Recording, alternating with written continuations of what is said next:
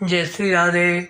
आनंद आशुलिपि पत्रिका अंक 3 प्रतिलेखन संख्या 32 गति 120 शब्द प्रति मिनट। प्रारंभ करें।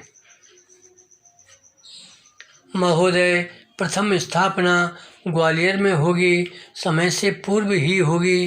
जो मंदिर का पुजारी होगा वह भारतीय ही होगा तथा योग्य पढ़ा लिखा होकर हिंदी को बढ़ाने के लिए खुले रूप से साक्षरता की दृष्टि से भी विद्यालय चलेगा, ताकि देश में निरक्षरता भी समाप्त हो और एक सुसभ्य आदर्श समाज की रचना हो सके। ऐसा हमारा अपना एक विचार है। कितना सही है या गलत है, आने वाला समय से ठीक प्रकार से समझ सकेगा। देश के लिए प्रत्येक व्यक्ति को कुछ रचनात्मक काम करना चाहिए, तभी हमारा यह मानव जीवन सार्थक होगा।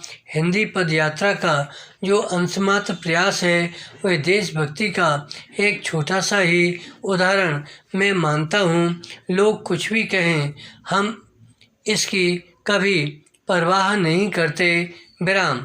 हमें राष्ट्र हित में एक ऐसा मिलकर प्रयास अवश्य करना है जिसमें हमारे अपने देश की पीढ़ी को कुछ प्राप्त हो सके। विराम। हिंदी माता मंदिर का निर्माण एक नई क्रांति लाएगा और तभी से मैं राष्ट्रभाषा का पूर्ण सम्मान समझूंगा। पैरा। भारतीय संविधान के अनुच्छेद 343 में लिखा है कि संघ की राजभाषा हिंदी होगी।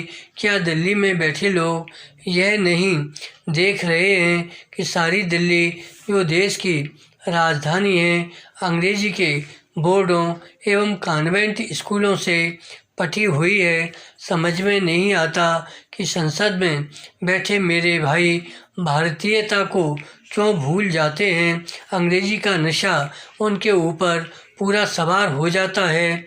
अनुच्छेद 350 में लिखा है कि व्यथा के निवारण के लिए अभ्यावेदन में प्रयोग की जाने वाली भाषा हिंदी ही होगी।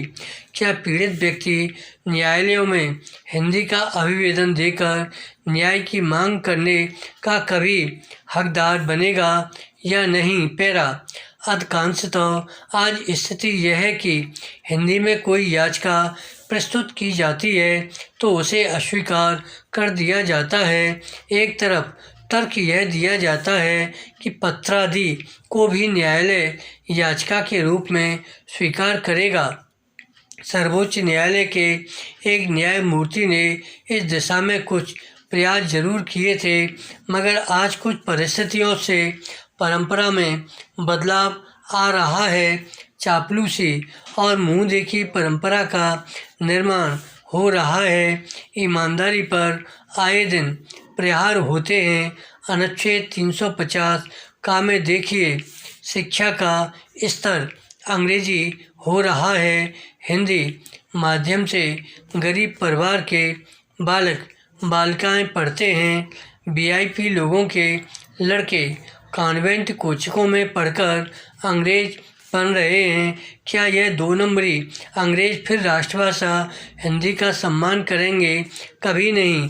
अनुच्छेद 359 में हिंदी भाषा के विकास के लिए कहा गया है, संघ का यह कर्तव्य होगा कि वह हिंदी भाषा का प्रचार बढ़ाएगा, विकास करेगा, जिससे वह भारत की सामाजिक संस्कृति के सभी तत्वों की अभिव्यक्ति का माध्यम बन सके और उसकी समृद्धि अन्य भाषाओं के शब्दों में आत्मसात करते हुए सुनिश्चित करे।